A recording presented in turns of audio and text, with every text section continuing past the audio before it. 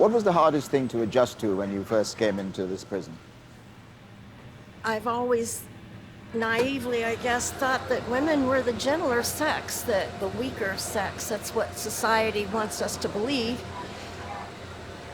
And the fact that women can stab a man to death 40 times, I find that incomprehensible.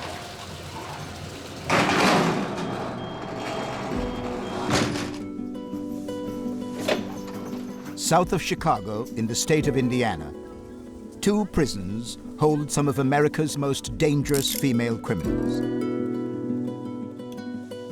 The Rockville Correctional Facility and Indiana Women's Prison house over 1,800 offenders. Many are serving long sentences for extremely violent crimes. Some will end their days here. How severely was the victim hurt? The bullet came into close contact with his eye and You shot him in the face? Yes. For 4 weeks, I was given access to a world and a culture, the like of which I've never known. So you were classed as a baby killer? I was that, I am that. I'm a lot more than that as well, but that's who I am. America imprisons more women than anywhere else in the world.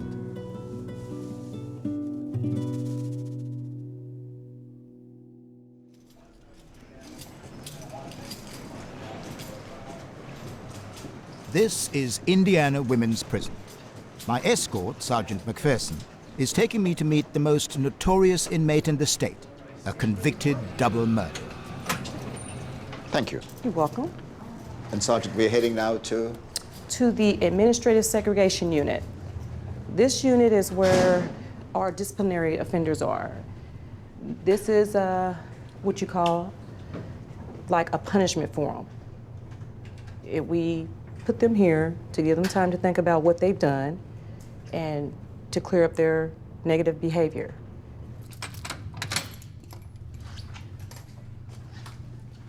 Offenders in this unit spend more than 20 hours a day locked in their cells.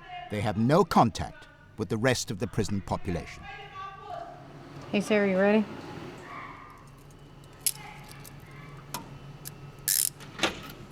Sarah Pender has been in this segregation unit for nearly 5 years.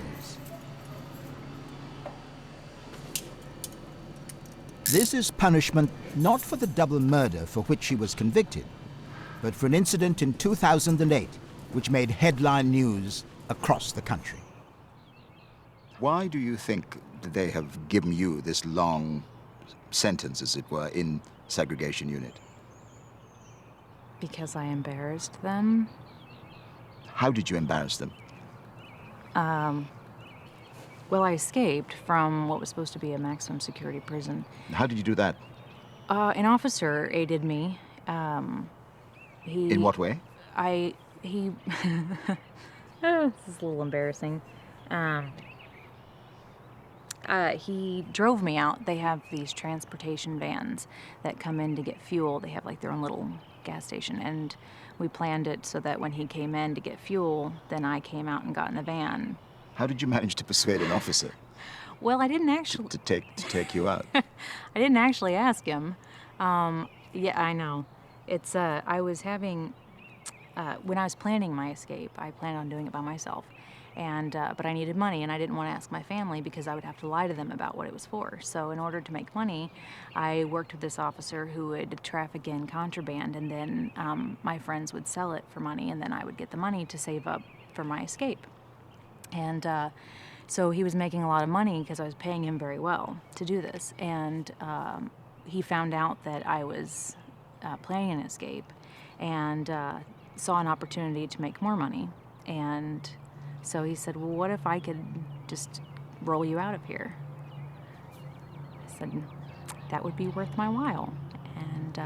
And as a side note, I also had a sexual relationship with the officer, and that came out when I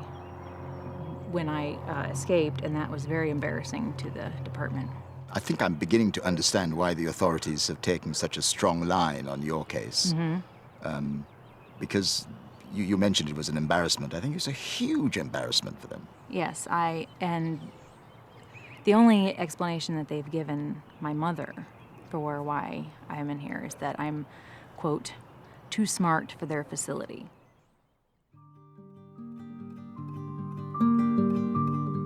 This is the Rockville Correctional Facility, from which Sarah Pender escaped in 2008.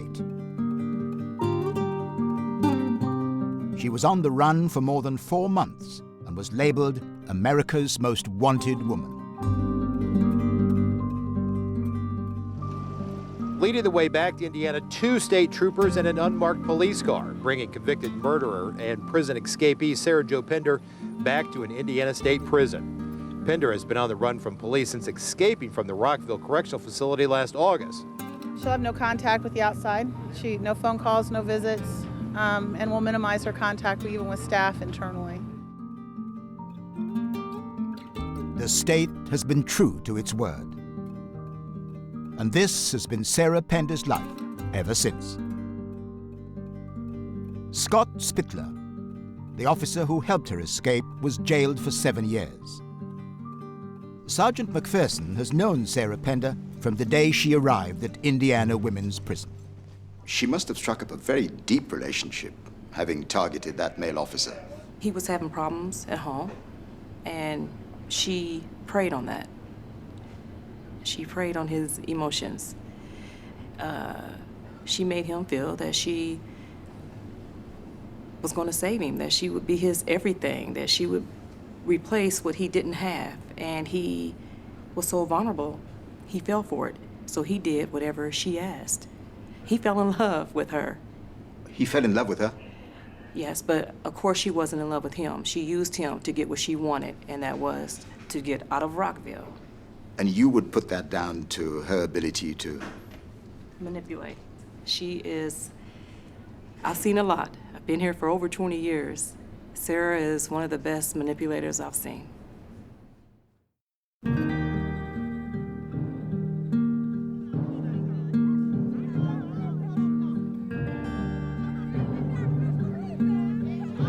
Out in the general population, prisoners must conform to strictly regimented days. 3 hours for recreation.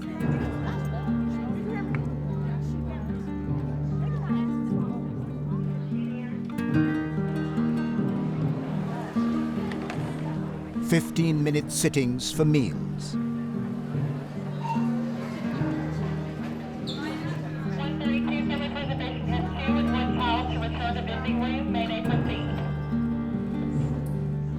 Apart from this routine, inmates are allowed out of their cells, although they're confined to their assigned units. Thank you. This is Unit 13. Offenders have just returned from lunch. Hello. Hi. Hello. I'm Trevor McDonald. Hi, Trevor. I'm Addie. Addie? What are you doing here today? I'm just talking. She's doing a little crafting, a little writing. Some cards. You're sending cards out. Mother's Day cards. It's coming up, so we got to get them out. Yeah. Does your mother come to see you here? No. My mother, she lives out of state, so she really doesn't come up here much. She's never come to see you at all? No. We just talk on the phone. Yeah. And how long have you been in this prison? Since 2006. 2006? Yes. That's a long time for 7 me. years. Yeah. Well, it's a long time not only for you, but for anybody. Mm-hmm. Yeah. Yep. How did that come about? I got strong armed robbery charges. So. Strong armed robbery charges? Yeah, that's more for like physical robbery. Like I didn't have a gun or anything. I was fighting, punching, that kind of stuff. What were you robbing? Oh, people. Sorry. It was 3 people. Where was this, in a street? Yeah, we were driving around. We stopped when we seen people walking. We hopped out the car, bum rushed them kinda, beat them up, knocked them down, tried to snatch the purses. So you robbed 3 people? Yeah. How much did you take? Oh, it was only $300 from that robbery, so it really wasn't nothing. A stupid decision, not worth anything, especially all these years of my life. When you say from that robbery, you suggest that there were other instances. Mm-hmm. Yeah, there was. I just didn't get caught, fortunately. How old were you when you started on this may I call it a career? Oh, well, since I was about 13. School? I went to school up until like 10th grade, then I started fighting, getting expelled, and I just stopped going. I'm actually really smart in school. I always had straight A's, but I just couldn't stay there, always fighting, getting expelled. Why couldn't you stay there? Why did you find the need to fight? What? I just have a really horrible anger problem, so I always let that get the best of me. Even looking at you now, I'm finding it difficult to believe that you are capable of having done that. I'm very much capable of it. Because you're still very young. Yeah, I'm 25. Yeah. And your sentence was? 16 years, do 8. If you behave well. Yeah. If you control your anger. Right. And actually, probably in the most recent year, I can say, I've been getting control of my anger. And I have 2 kids, so I know I have to You have 2 kids? Yes. How old are they? They're 7 and 9. 2 little girls. Do you feel you have let them down by not being there for them? Yes, I have. And I deal with that every day, and that's really like my biggest motivation to changing and being different and coming out of here and, you know, taking something from it, not just, oh, I've been in prison. You know, I want to walk out of here and be something for them. I just do not want them to follow this same circle. Like, my mother was in prison. You know, this is the same. What for? Attempted murder and aggravated robbery. So that was not perhaps a great start for you in your life, was it? No, it wasn't. That's kind of what, you know, kicked everything off. It's Mama leaving.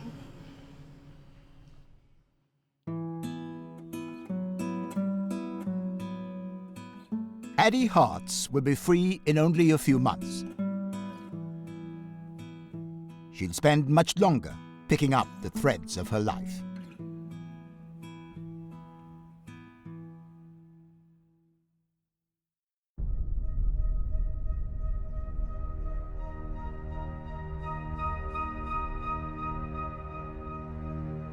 I'm on my way to the Rockville Correctional Facility.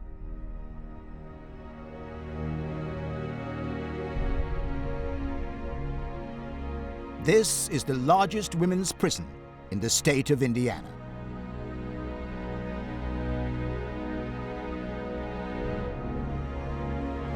I still need Bowen, Jones, Fairchild, Andrea Jones, Dean, Bria, Reuter.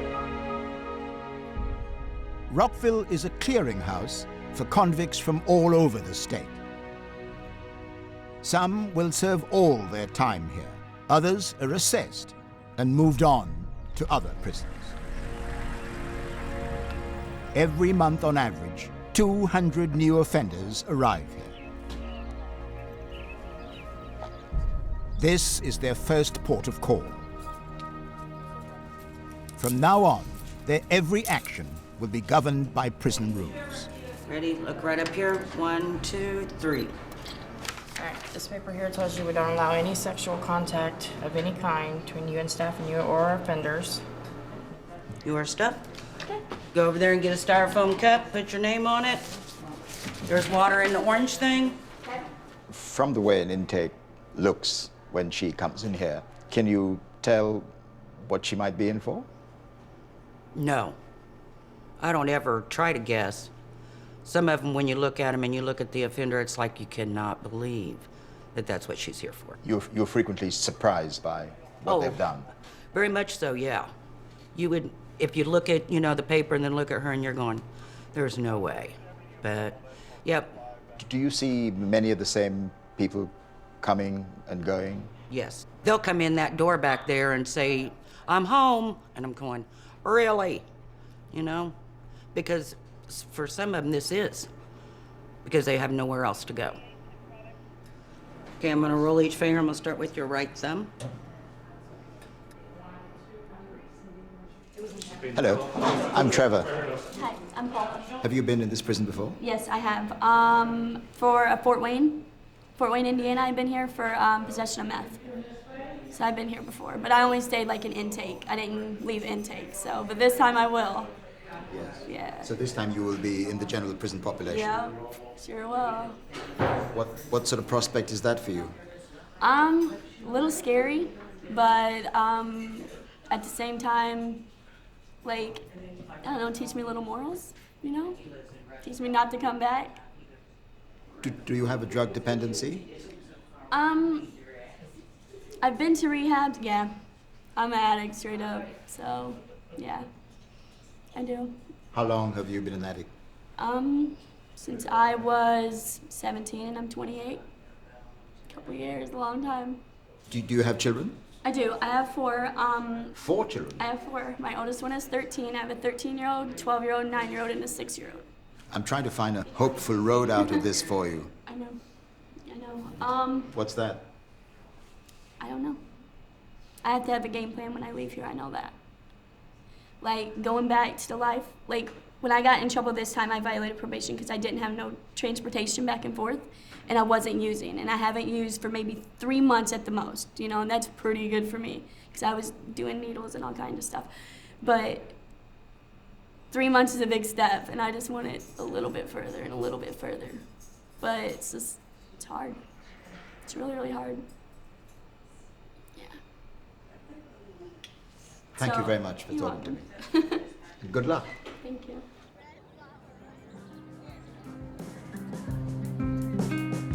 New inmates have a month of prison orientation. They're easily recognized by their orange uniform.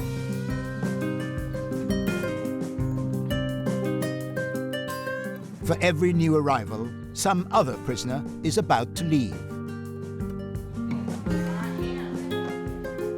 Martha Search is quietly counting down the days.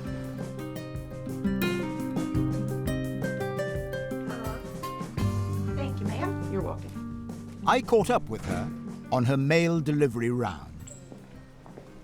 Martha, how long have you been in? Almost 20 years. The thought of getting out must be a exhilarating one. Yes. But you must also be worried about getting back into the world after all this time. Yeah, I am, but this time has given me time to discover things I didn't have before, like patience. And I know it's going to be hard. It's going to be a little bit difficult, but I just take one day at a time. And I'm just anxious to see how the world has changed in that 20 years. You'll have a lot to catch up on. Yes, I have a lot to catch up on, and I have 2 daughters grown that were ages almost 13 and 16 when I was incarcerated, who are now 32 and 35. So I haven't seen them in a while. Have you seen any of them since you've been here? I haven't seen my youngest daughter since '99. She couldn't do it no more. And my oldest, I stopped coming in 2005 because she didn't want to leave without me anymore. And you missed quite a lot. I just went from here to Terre Haute to the hospital not long ago, and I was awestruck at the things I saw. And I had to have the officer tell me what it was, because I didn't know what it was. Things like what? I seen this little gadget once, and I didn't know what it was, and someone said it was an iPod, so I had to have them explain to me what an iPod was, because I don't know. And a cell phone. I'm used to your cord phones at home. So, I'm like, yeah, I can't wait to get out and try these things. I'm the type of person that likes to learn things, and I'm curious, and I'm gonna find out, and I'm gonna get on Google. I found out all about Google and all them. I just can't wait. I just can't wait to explore everything. So you're waiting to make your entry back into the real world? Yes. And I've told my children that you might still see a little prison in me because I've been down so long. You know, there might be this What does that mean? There might be this one time when I look at the clock and think it's count time. Or not sure if I should answer the telephone. And money's gonna be strange to my hands, you know? And so I said, if I act a little different or if I wander off for an hour or two, don't worry about Mom, I'm exploring. Have you thought what your first night of freedom would be like when you can sleep in a bed of your own? I feel it might show me how a little bit of heaven would feel. That's how I think of it, is a little bit of heaven. You Not know, in a dorm surrounded by other people? heaven. Heaven. For 20 years, Martha Search has been told what to do and when. All those decisions will soon be hers alone.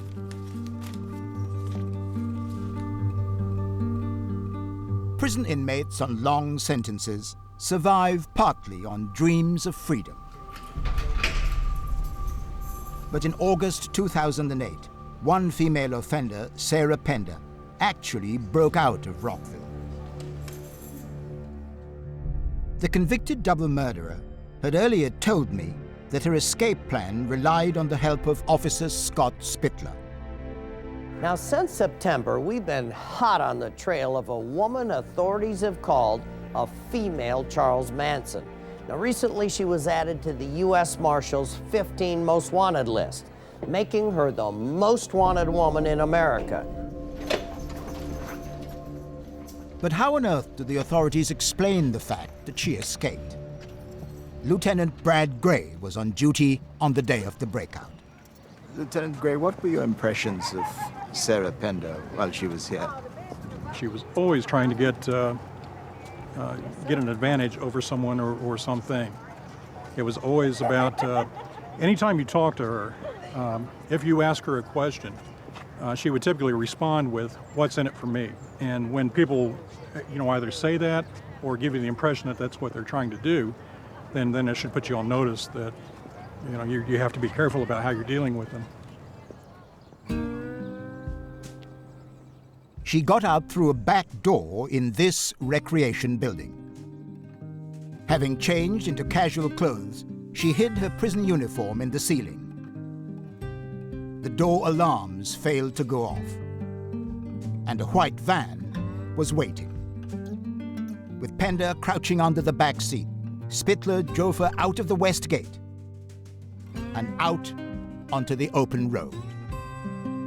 What were your feelings about the fact that this was an officer with whom you had worked very closely, someone you knew, someone you had served with, and someone you respected as a colleague?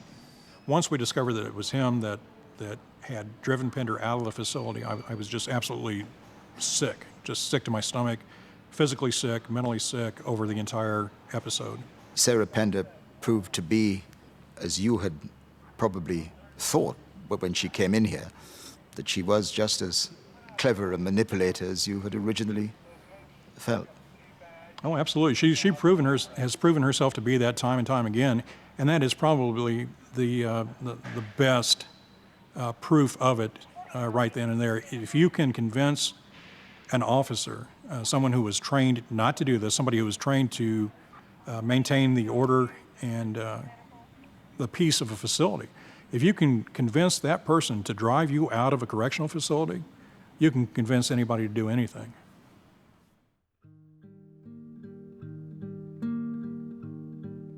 The authorities were bruised by Sarah Pender's escape. She was put in solitary confinement and has now been here for almost 5 years, longer than any other female prisoner in the state.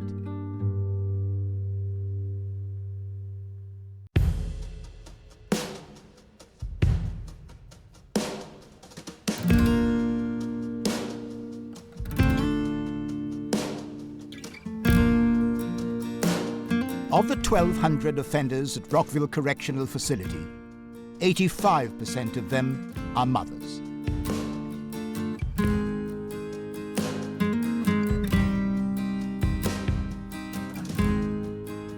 I'm on my way to Dormitory 2, where new arrivals to the prison are housed. Thank you.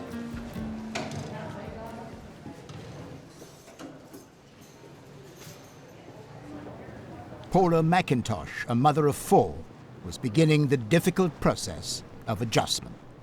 Paula, what was your first night like here? I like going in and seeing all the new girls. Was it a very talkative dorm? Did you get some sleep? They let me sleep. They helped me. They talked to me a little bit, told me if I needed any shampoo or anything, they'd help me out. But yeah, a lot of noise, a lot of echoes. You can wake up easy, you know. What was the biggest shock to you coming into intake? When you get not really to intake, just like when you drive up in that vehicle and you turn around and you see that the last gate close, it's like your heart goes instant. Yeah, it's really hard.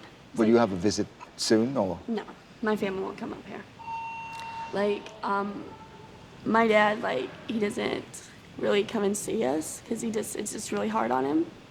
So I'm pretty sure I won't get no visits. Why won't your father come to see you? I think it's too hard on him because there's me and then my brother's just turned 18 and he's locked up and it's just like a pattern, you know? And I think it's really hard on him, so he won't come see me. It's hard on him, but it's also very tough on you that he wouldn't come to see you. Yep. Plus, he's got my daughter. He's got my 9-year-old right now. So, you know, he's got a lot of responsibilities on him. So I said that, I don't know, pray for him, that's all I can do. Your daughter is 9. At that age, she's able to understand a great deal. I wonder what your father said to her or says to her about your situation. She knows. Melissa's been I've been locked up before. My daughter's Melissa, and she's really strong, and she knows everything. I don't lie to her. I told her she knows about my drug use. She knows about she knows everything. And I called her this time and told her I was going to prison, and she's like, just keep your head up. Gosh, that's pretty tear-jerking to be told by your 9-year-old daughter to keep your head up. But even for you to make a call to say that you're going to prison. Yep. Yeah. And you have no idea when you'll see her again? No. Her dad just got out of prison, and he's not seen her not one time. And she's 9, and I guess he's just coming around. My dad's letting him come and see her, visits. So that's a big step for her too. When it's just, and then it's I'm there and then I'm gone, you know? Well, I hope your time passes here very quickly, and I hope that you get a chance to be reunited with your daughter and your family. Thank you. Thank you very much for talking to me. You too. Thank you.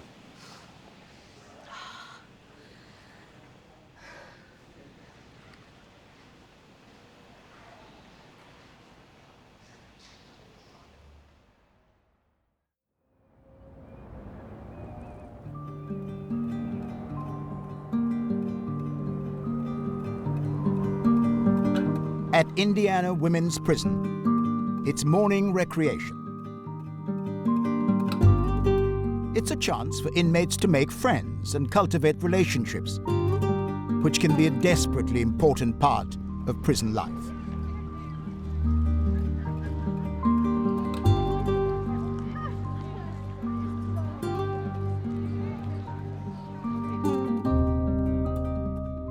The most troublesome offenders have few opportunities to do that. They are confined to this segregation unit. They have 1 hour out of their cells and are escorted, shackled, even to go for a shower. Sarah Pender's cell faces that of her friend, armed bank robber Desiree Hancock. Put your arms back out here then. This one? Yeah. I heard you tighten it up after I put it on you. All right, step back. Step out. But I notice you're opposite Sarah Pender. Yes, I love her. That's one of my very good friends, very good friends. I would like to give her a lot of credit for partly the woman that I am today. Like when I get ready to show out or I get ready to snap, because this place will take you there, she'll be like, Desiree, shut up. Or shut up, go sit down. And I'll go sit down, I'll calm down. In a place like this, friend is not a word that you just throw around. And it's not something that you just say, because women are very vindictive creatures and they're very fake and they're very just catty. They will smile in your face and they would just be like, hey, and I just hope nothing but the best for you. And then you turn around and they done blue slipped you 35 times and trying to get you and your girlfriend separated. How close do these relationships get? You mentioned women and her girlfriend. It's a pretty They get pretty deep. Pretty deep. Pretty deep. They get pretty deep. A lot of women don't come in here gay. I wasn't when I came to prison, but I am now. And you have become yes, practicing gay? Is that yes, I'm a lesbian. Yes, I am. But you discovered that, or you became that when you were here, when you came to this? I was married 3 years before I came to prison to a man. And it's just, I don't know, loneliness is what started it. And then I don't know. One thing led to another, and it may seem fake on the outside, but emotions and feelings are real. And you have had such a deep relationship in this. I've had two great loves. I've had a dozen relationships, but I've had two great loves, and I have... In this prison? And I will say that I damaged both of them. I damaged both of them. How did you do that? How did you damage both of them? Being a cheater, a liar, just... it was like being a cheater and a liar. Like when you're in a relationship, it's like being a kid in a candy store. It's not just one. It's not one girl. It's 740 girls. So, and out of the 740, probably only 40 ain't gay. The rest of them, this is the gayest place on earth. The rest of them are all gay.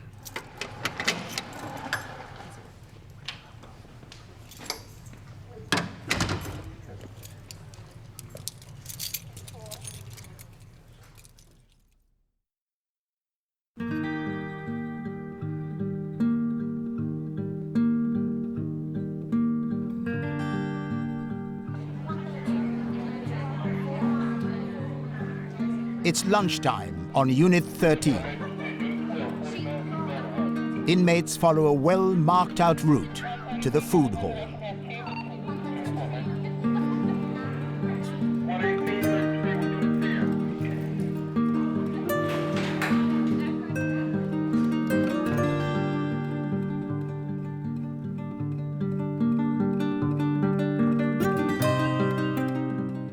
I meet up again with Addie Hartz, who is hoping very soon to leave this place for good. Am I allowed to grab one of these? Yeah. Okay, I'll grab. Okay. What's on the menu today? This is a chicken patty with gravy. What is this? A chicken patty. Okay. With gravy.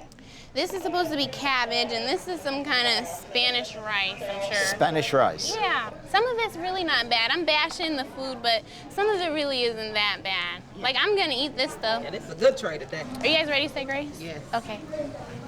Dear Lord, we come to you and thank you for this meal. We ask that you bless it and let it be nourishment to our bodies. In your precious name we pray and thank you. Amen. Amen. The gravy's too watery, so it made it really soggy. The other thing is about this place, which is very obvious, is that this is an all-female environment. Yeah. Which you've had to get used to. Right. And that's kind of funny because on the streets I never really hung around females. But there's people here that I'm close with. Queenie's one of them. This is Crusher. We're close. Yeah. Not like sisters, but you know, just close. People that you bond with and have fun with. Yeah. It's okay. We all have a common bond. No matter your crime, we all have a common bond. Like we could see someone like Christian having a bad day or Addie have a bad day and then she crying. You know, this is a no-touch facility. We aren't supposed to be hugging, but we do. I feel like women need the comfort of, hey, it's gonna be all right. Yeah. And if you can tell me all day, but if you touch me and let me know it's gonna be all right. Keep everything surface, you know? Is everything on the surface, or are there deeper relationships than that? In here? Yes. Yeah, plenty of them. But I try not to get involved in all that. I've been involved with deeper relationships in here, and it just didn't really go well, so I just try not to. Oh, so you were, you say? Mm-hmm. Yeah. And it didn't go well? No, not at all. Like, you feel like it's going well while it's going, but once they're like out of sight, they go home or something, it never goes as planned. Like all the words they've said, it doesn't add up. Now you're looking forward to being out in a few months, but what are the fears, what are the worries about this world that you're going into after 6, 7, 8 years? Well, what concerns you? Really just the fact of being put back in the same environment, the same surroundings, you know, and making the other choice, not the negative choice. So, what'd y'all say? Y'all don't like it? Well, we're just looking at your cabbage. I was wondering, can I have it? You're looking at the cabbage. You can have my cabbage. Yes, okay, please. Please have my cabbage. We're allowed to share. So you had 2 cabbages today. That's right. You'll take the chicken patty? I sure will. I'm glad my presence here is serving some purpose. So you've left me bread and rice. See how it goes? And I'm not eating my rice. You can have mine. Thank you very much, ladies. That's how it works around here. Will you miss Addie? Will you miss? Yes, I will. To me, she's a youngster. So I think it's my job to put some meat on her brain, put a little knowledge on her, so she won't come back here, because this is not where you want to be. I keep her grounded, like if she's mad, I'll be like, okay, Addie, let's talk. Do you think that she's going to stay out of trouble? I think so. I think she got it right. She has babies, so I think she's You guys are great. Go home. It kind of keeps me really motivated. And that's the big point for you too, isn't it? You'll have your life back with your children. Yeah, that's the biggest thing. I just can't wait. They deserve so much more. You know, like this has been my life, and this is my parents' life, and this was their parents' life. And I'm just so ready to break that curse, that cycle.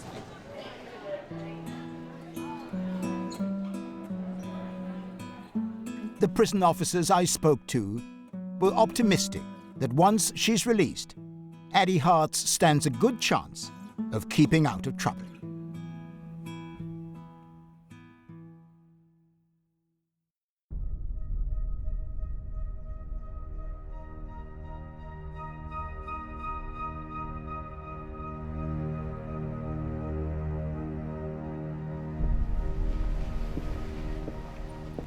At the end of my first visit, I asked to see the convicted double murderer Sarah Pender again.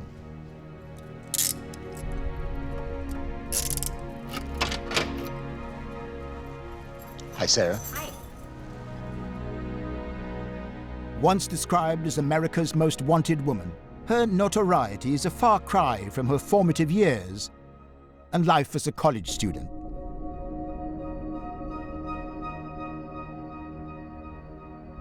All that changed in the year 2000. Pender was charged with the murder of a couple with whom she shared a house.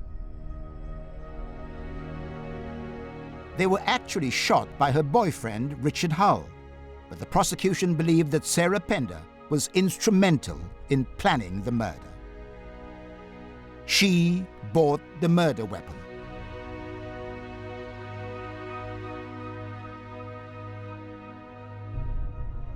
And she helped to dispose of the bodies in this skip.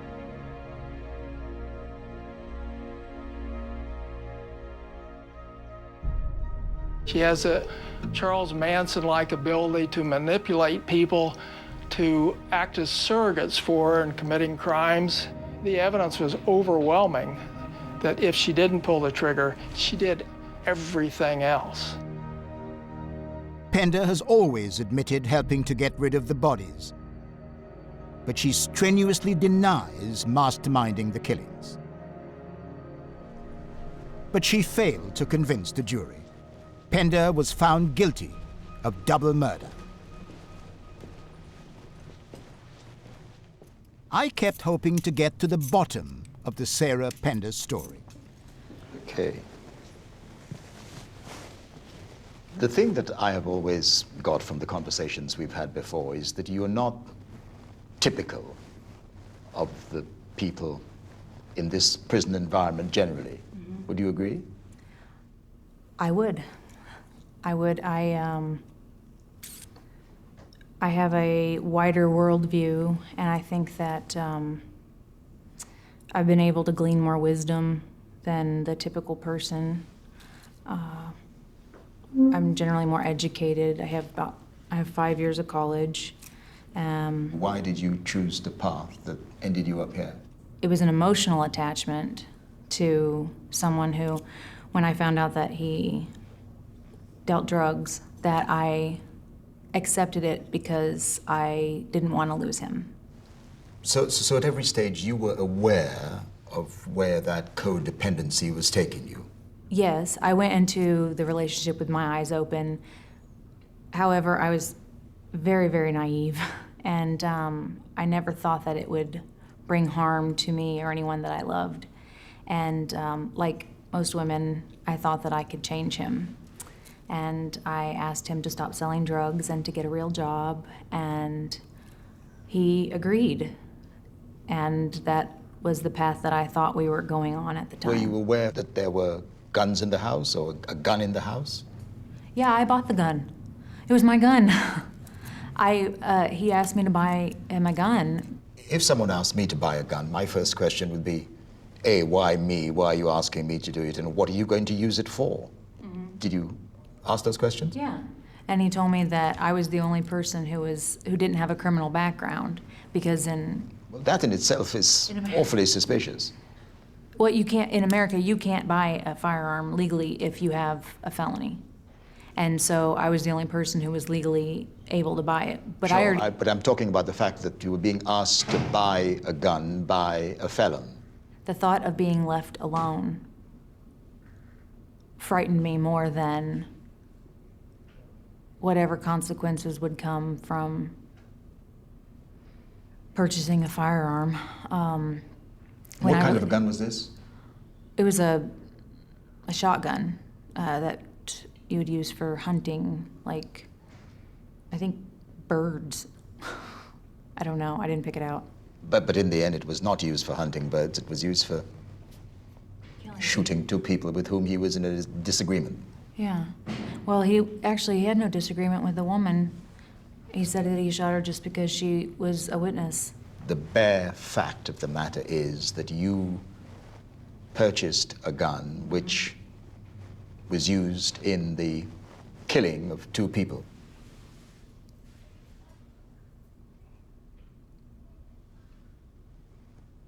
Did you think about the victims of the people who were killed in this crime? I think about them all the time. I think more about their families. The woman had 3 kids. Patricia, she had 3 children. And despite the fact that they were both felons, drug dealers, it doesn't matter. They were still people, and they have families that love them, just like I have a family that loves me. And they can't ever get those people back. What did you think when you heard the judge or the prosecutor pronounce a sentence on you? Because you were given 2 very long sentences. Yes, I was given 110 years. 110 years? Yeah.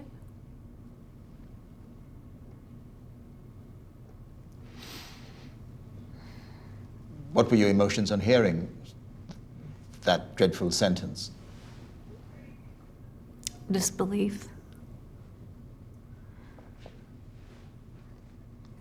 Why did the jury in the end conclude that you were directly involved in the murder of 2 people?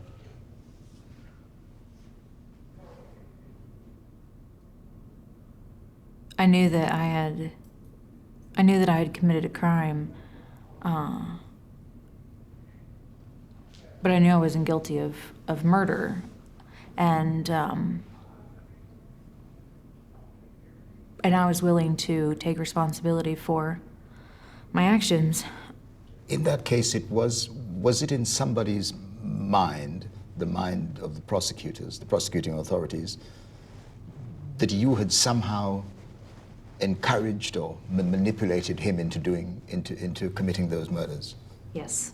Yes, that was their theory, that I had, this is where the entire reputation of manipulation, that I'm a manipulator, came from.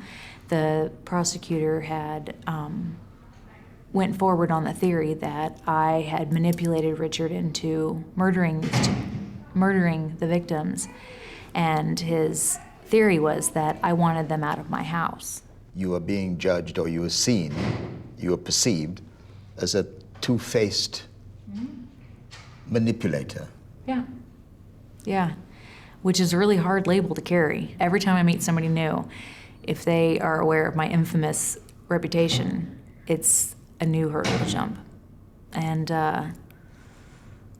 that's a consequence of my actions.